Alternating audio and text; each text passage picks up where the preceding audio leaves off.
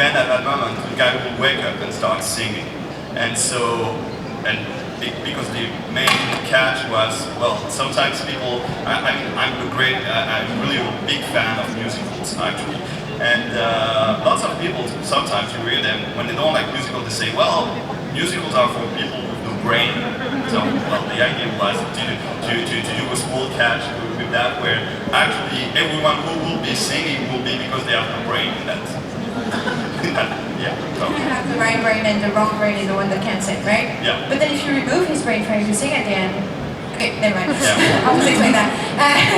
Donc en gros, je traduis, il avait effectivement envie de faire un épisode musical dans la saison 2 dont il avait parlé avec Jesper mais qui n'a jamais vu le jour, où l'idée c'était que quelqu'un avait, un homme avait une maladie cérébrale très grave, il devait se faire opérer, et un des symptômes c'est que tout le monde chantait autour de lui, mais que lui n'était pas capable de chanter, et à la fin de l'épisode, il se réveillait de la chirurgie et il pouvait chanter. Ils disent, le but de ça c'est parce que lui il adore les comédies musicales et les gens disent toujours que les gens qui aiment les comédies musicales c'est les gens qui n'ont pas de cerveau. Je sais pas ça. Et du coup il voulait que ce soit le contraire dans son épisode. And I will have to wait for Guillaume to produce this because right now no, I don't have. Donc il faut qu'il attende que Guillaume le produise cet épisode parce que pour l'instant il n'a pas de problème. Mais ça lui plaît, enfin c'est quelque chose. You would enjoy it. Very much. Yeah. Oh yeah. Et enfin, pour Jesper, déjà, voilà, je voulais juste dire en petite introduction que j'adore ce qu'il fait et que la première fois que j'ai découvert, c'était, je sais, ça fait cliché, mais sur Assassin's Creed, voilà. Et je me suis arrêté de jouer parce que j'ai trouvé que la musique était tellement transcendante qu'en fait, je me suis carrément arrêté de jouer alors que c'était un jeu clairement addictif. Et voilà, déjà je voulais le féliciter par rapport à ça.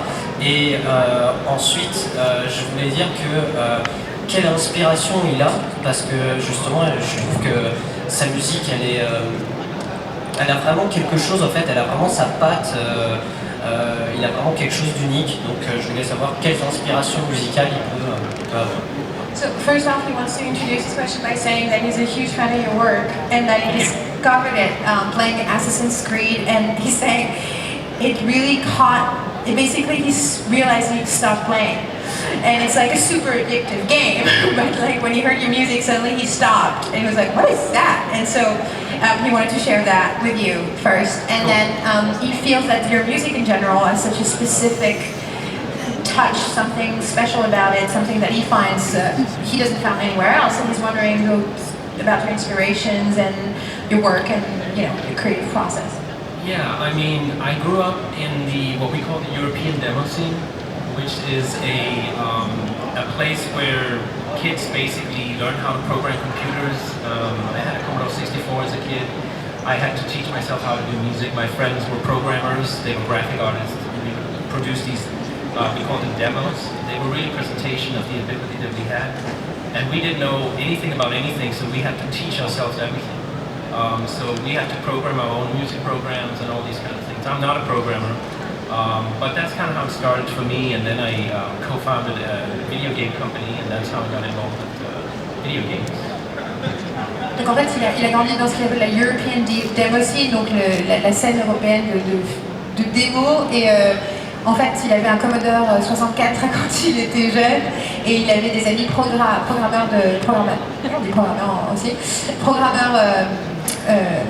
électroniques, et en fait lui-même n'est pas un programmeur, mais ils ont collaboré très vite et ils ont en fait construit leur propre programme de musique. Et c'est vraiment, ils ont appris sur le tas, ils ont appris eux-mêmes, ils ont dû s'apprendre les uns les autres à faire ce travail. Et ensuite, il a fondé une compagnie qui fait des jeux vidéo, et c'est comme ça en fait qu'il s'est retrouvé à travailler dans le jeu vidéo. You know, and growing up in that place, I think, is the best thing that could have happened, you know, for someone who wants to be a musician, because there's no limitations. You set your own limitations, and it's all about breaking down every limitation you can think of. So the music style that comes out of that is purely creative and purely experimental, and something you do purely for joy. But when you work in film, there's a lot of constraints. You have to learn how to enjoy writing for, and that has been what I've had to learn. That's definitely a completely different challenge. L'intérêt de grandir dans un environnement comme ça, professionnellement et créativement, c'est aussi que c'est un environnement extrêmement libre, où le principe même c'est de dépasser les limites, de ne pas se poser la question des limites, d'être complètement créatif.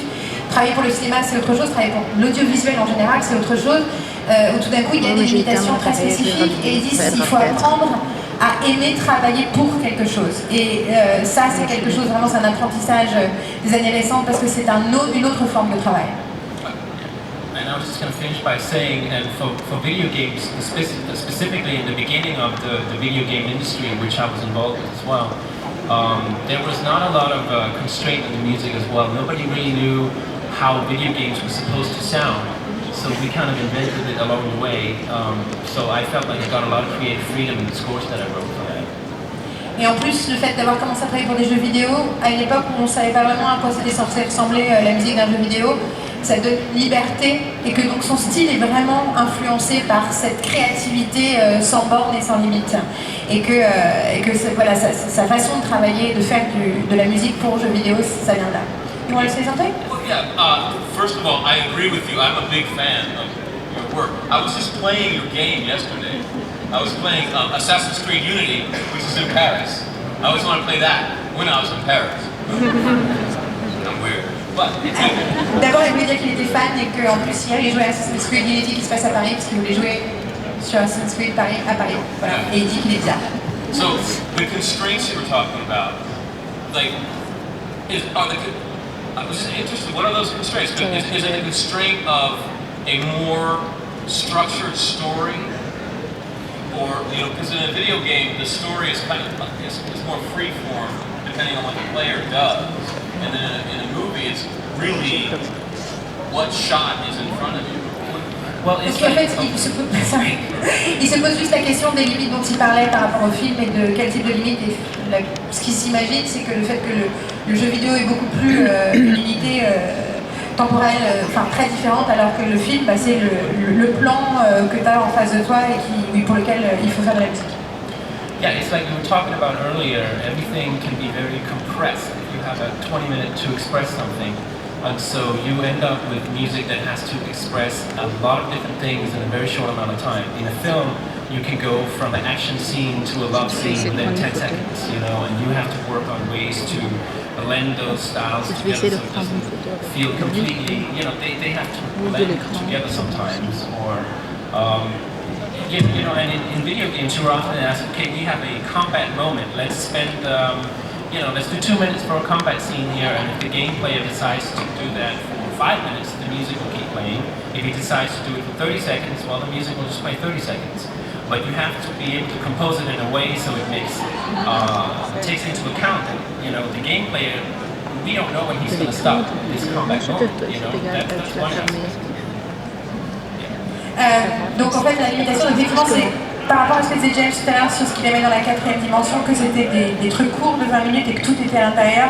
C'est un peu la même idée avec l'audiovisuel, et aussi le fait que parfois il faut passer de l'action à la romance très vite, donc il faut trouver des combinaisons très spécifiques de choses qui passent, qui fonctionnent.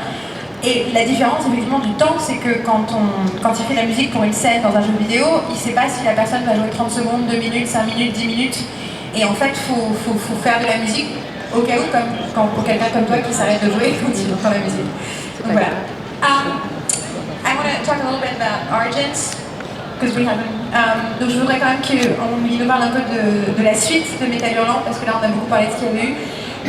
Guillaume, can you start us? Tu peux nous commencer à nous parler un peu de Origins? Est-ce que les news que tu as à nous annoncer aujourd'hui? Alors, vous le savez, enfin, on en a parlé un petit peu. On est en train de développer donc une nouvelle saison pour Metal Hurlant, qui sera en fait une série différente, en fait, qui est un spin-off, puisque le but c'était justement d'avoir, maintenant que les diffuseurs ont réalisé qu'on pouvait faire ce type de la science-fiction en France, que finalement tout type d'histoire est possible.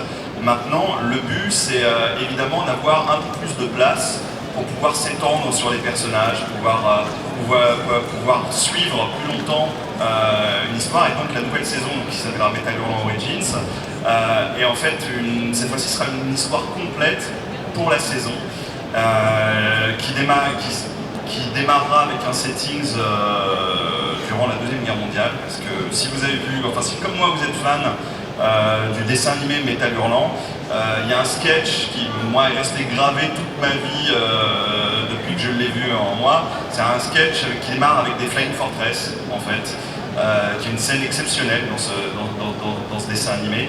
Et je me suis dit que ce serait formidable comme point de départ pour cette nouvelle saison, de démarrer dans les airs avec, pendant la Deuxième Guerre mondiale et aussi avec une Flying Fortress avec un équipage qu'on va suivre pendant toute cette saison et qui va se retrouver à vivre pas mal de choses aussi bien pendant la Deuxième Guerre mondiale que plusieurs autres époques. Voilà. Donc en termes de production, on devrait démarrer les tournages courant l'année prochaine, vraisemblablement fin avril. La série devrait commencer à arriver sur les écrans fin d'année prochaine. Voilà. Et on travaille, et la nouveauté c'est qu'en plus, on a des auteurs qui nous ont rejoints sur la série, dont un des auteurs qui s'appelle Jamie Mathieson, qui bosse sur Doctor Who. Et qui nous permet justement d'avancer, d'aller un peu plus loin sur les scripts et justement de pouvoir développer cet univers encore plus. Parce que le but c'est vraiment de pouvoir montrer qu'on peut aller encore plus loin en termes de SF. Et on va retrouver encore ce qui fait la particularité de Metal, c'est donc un cast où on aura aussi bien des Américains. James, je l'espère, sera disponible pour revenir sur la saison, que des Français, des Anglais, des Allemands, puisque finalement, Metal Hurlant, c'est vraiment une création française et européenne, et c'est vraiment quelque chose qui me tient énormément à cœur, et c'est pour ça que ça me semble essentiel que le setting pour démarrer cette nouvelle saison soit encore une fois en Europe, précisément en France. Voilà, donc évidemment, on continue avec la même équipe. C'est Jesper qui s'occupera des musiques. Et cette fois-ci, ce qui est bien, c'est qu'on va avoir, évidemment, ça fait pas mal de changements, puisque quand on est sur de l'anthologie, où finalement il y a une création unique à chaque épisode, on n'a pas forcément la même latitude de s'exprimer que sur une saison complète. Et donc c'est là où ça va être une expérience très intéressante. Do you guys want to talk about your involvement or possible involvement with this season? Jesper, maybe about your work. Donc, je leur ai demandé de nous parler de eux, leur collaboration potentielle avec cette nouvelle série. Well, we haven't really started with the music yet, but it's going to be a different experience for me because we're going to be able to have themes that we can, recurring themes in different episodes. So it's going to be more of an overarching sound, and I think that's going to be able to. It's a different challenge, you know. The really hard thing about season 1 and 2 is every episode has a different style, and I really try to make every episode a different music style as well, just like visually and everything seemed different per episode. So that was a huge challenge, trying to figure out how do you keep, you know, changing the music style. So this time we'll have more time to explore a style that I can really go in depth with. Donc en fait il dit que c'est... Donc ils n'ont pas encore commencé du tout à travailler sur la nouvelle saison, mais en tout cas ce sera un travail différent parce qu'il va pouvoir développer des thèmes musicaux spécifiques dans la saison, et que c'est la difficulté des saisons 1 et 2, c'était au contraire de faire des choses très différentes à chaque épisode et de créer un style différent vu que les styles visuels et narratifs sont différents dans chaque épisode. Et là c'est autre chose, et du coup ça permet d'explorer aussi d'autres façons de traiter la musique, c'est un autre challenge. Voilà. I hope that I am available. I want to do this very much because Guillaume is a genius. That man, he is good at the finance, he is good at pre-production, where he has to find all of the talent that surrounds his ideas. So, and he finds the best cinematographers, the best crew. He found me. Say that. He found Jesper, you know, and then he comes to the set and there is this hurricane happening behind him. But this is a cliffhanger, but okay. Il espère être disponible, il voudrait vraiment participer à cette nouvelle saison, tout simplement parce que Guillaume est un génie, voilà, soyons clairs. Parce que c'est quelqu'un qui est un génie dans le sens où il est capable de créer le financement, de trouver les soutiens financiers, ensuite à la production qui est très importante, c'est-à-dire réunir tous les talents qui vont entourer ses idées, qui vont entourer son travail, donc James. James considère que c'est très intelligent de la part de Guillaume de l'avoir trouvé. Et ensuite, une fois qu'on est parti, donc à ce moment-là, il y a un ouragan qui est derrière lui, et là il s'est arrêté de parler, donc je ne sais pas la suite. So, I used to produce theater, so I know. When you're producing, there is a hurricane that you are dealing with. But he takes all of that, and then you are a director on the set, and actors, we're nervous. So any little problem, we get afraid. Donc, de son passif de production théâtrale, il sait très bien comment ça marche, c'est-à-dire qu'effectivement, tu dois gérer un ouragan. Et en plus, dit les acteurs, on a tendance à être très nerveux, et donc dès qu'il y a un tout petit truc, on commence à prendre peur. Yeah. So he knows that, Guillaume knows this, and so he's very calm on the set. He knows exactly what note to give the actor. Just a few words that will relax the actor and inspire the actor in that moment. And that is a very rare quality for a film director. Very rare.